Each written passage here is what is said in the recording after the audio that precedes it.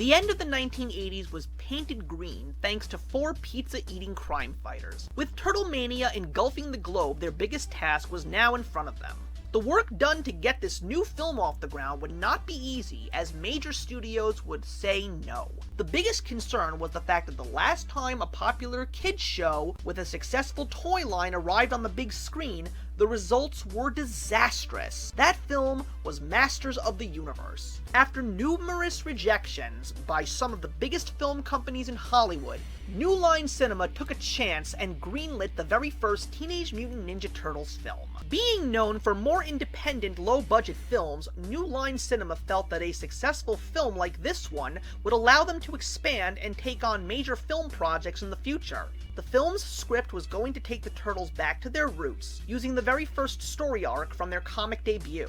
While giving them a darker tone, the Turtles themselves would still have their family-friendly personalities from the popular television show, which was now heading into its 4th season. The biggest task for the creation of this film was the fact that it would be the first time that the Turtles would be in live action. Keep in mind, at this point, CGI was not even close to what it is today, and at the time, the best way to bring creatures to life was through animatronic puppeteering. The production staff knew that if this was where the film was going to go, they would need the best in the business for commercial success. Jim Henson was already a legend, from his humble beginnings in television commercials to legendary franchises of Sesame Street and The Muppets. It didn't take much convincing for him to come on board, and when he did, it was time to get to work.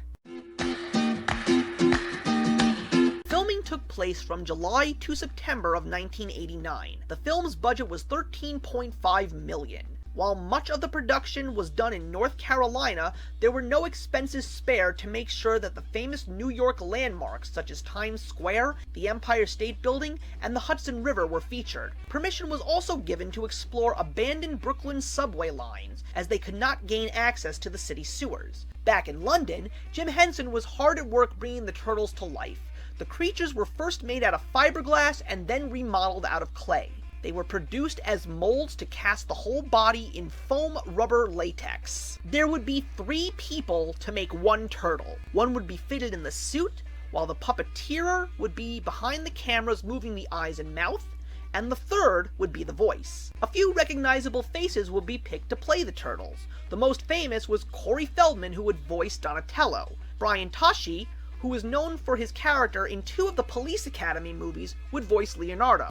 Finally, Kevin Clash, everyone's favorite monster on Sesame Street, Elmo, would be chosen to voice Master Splinter. Wisely, to cut a few corners, the actors who suited up as the Turtles on screen would also play minor roles in the film while the Turtles were not on the screen, finalizing the cast with Judith Hoag as April, Elias Kostius as Casey Jones, and Dave McCarran as Shredder. It was time to finally put the Turtles on the big screen. The lights would go up on Teenage Mutant Ninja Turtles the movie on March 30th, 1990. The film was a commercial success and was praised by its fan base, but it received a few mixed reviews from critics. The film was also criticized for its levels of violence, as most of the viewers were young children, and most of them perceived that it was just stylized and not graphic. The film opened at the box office at #1 over its opening weekend, taking in more than $25 million, and overall at the end totaled over $200 million, making it the 9th highest grossing film of 1990 on a global scale. The film was also nominated for awards by the Academy of Science Fiction, Fantasy, and Horror Films. The biggest hurdle was jumped,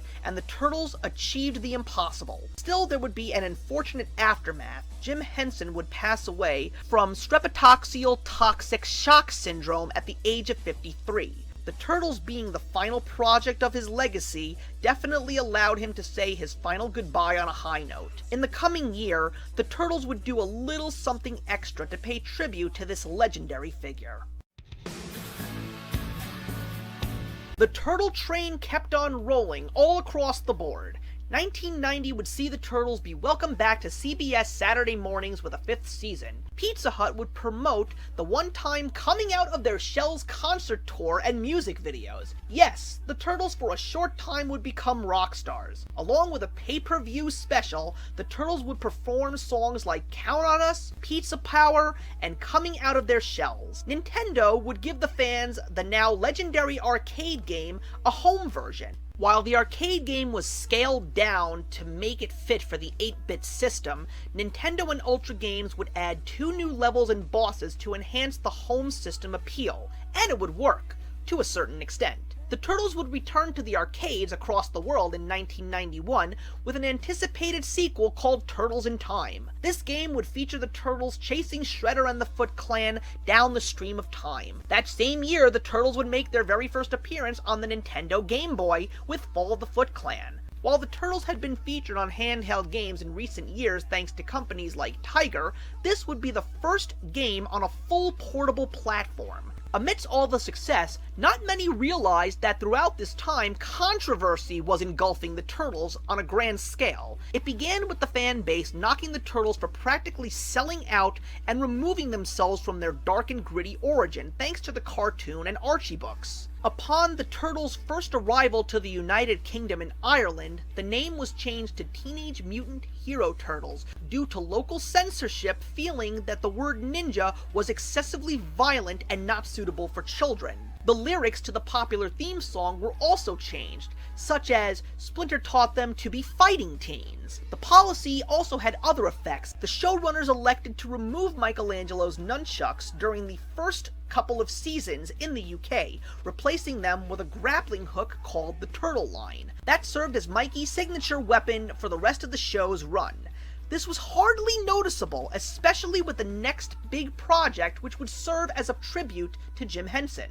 A follow-up to the first Teenage Mutant Ninja Turtles film would hit the big screen on March 22, 1991, Teenage Mutant Ninja Turtles 2, The Secret of the Ooze. The film followed the adventures of the 4 Turtles and Master Splinter once again. Starting the story shortly after the events of the last film, the Turtles would learn a little bit more about their beginnings and the source of their mutation. Unfortunately, the Shredder, having ended up surviving the events of the first film, would return, seeking revenge. This would cause the chemicals to be stolen by the Foot and introduce 2 new mutant villains in Tokka and Razar. While the film featured a much more toned-down atmosphere, replacing action with more jokes and more comedic fight sequences, the film ended up being another box office success. No one even seemed to realize the departure of Corey Feldman as the voice of Donatello, or even the arrival of Paige Turco as April. Another newcomer was Ernie Reyes Jr., playing a martial arts expert's pizza delivery boy named Kino. While the film received horrible reviews from critics, it didn't stop the theaters from getting packed. The Teenage Mutant Ninja Turtles franchise was arguably at the height of its popularity. A new line of toys were introduced for the release of this film, including movie star turtles, all 4 of them in their film versions, Tokka, Razar, and Tatsu, and even Super Shredder. Still, the highlight of the film's success was Ninja Rap, performed by current hip-hop sensation Vanilla Ice. Vanilla Ice would appear in the film and have a successful music video in the soundtrack, and it would even be an award winner thanks to the score by John Dupree. It was clear that the Turtles could not be stopped, and even bad publicity would fuel their ongoing success. Yet, in all success stories, eventually, people would see a change in the times. By 1992, good, bad, or indifferent, the Turtles would remain on top. Thanks to the success of their second feature film, the Empire would be milked for all it was worth. The home video game industry would see the birth of the 16-bit console system and in the now infamous Bit Wars. After a third and final success on the original Nintendo with Teenage Mutant Ninja Turtles 3: The Manhattan Project, the Turtles would appear in 2 separate games for both the Super Nintendo and the Sega Genesis. The Super Nintendo would feature a 16-bit version of the popular arcade game Turtles in Time, while the Sega Genesis would have a brand new game based around the same format called the Hyperstone Heist. There seemed to be a dark cloud looming as the cartoon, while being renewed for the 6th season, was losing ground thanks to popular Nickelodeon cartoons and smarter network cartoons like Tiny Toon Adventures. Even the cartoons would take a darker turn as newcomer Bruce Timm would make Batman the Animated Series, and Saban Entertainment would make Fox Kids' X-Men the Animated Series. The video games were taking a hit as the classic side-scrolling action games were being beaten up by two-player fighter games like Street Fighter II and Mortal Kombat. In 1993, the Turtles would soon hit a wall as they would return to the big screen with a third live-action film. Teenage Mutant Ninja Turtles 3 would showcase the Turtles taking a trip through time into feudal Japan. While seeing the return of Corey Feldman and Elias Koteas as Casey Jones, the film ended up being the Turtles' first failure. The film still took the #1 spot on opening weekend, but not featuring well-known villains and being way too gimmicky, it is now known today as one of the worst films ever made. And it would be the last time that the Turtles would show up on the big screen for over a decade.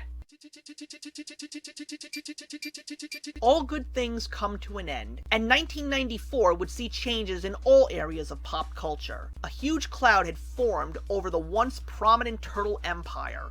The Teenage Mutant Ninja Turtles would start seeing the first stages of a serious makeover as competition was heating up in the world of action cartoons. On the top of all of that, another child-friendly powerhouse had taken over the hearts of kids everywhere, as a new superhero martial arts squad took center stage in late 1993. The Teenage Mutant Ninja Turtles were about to begin their toughest battle, and the question would be, would they still come out on top?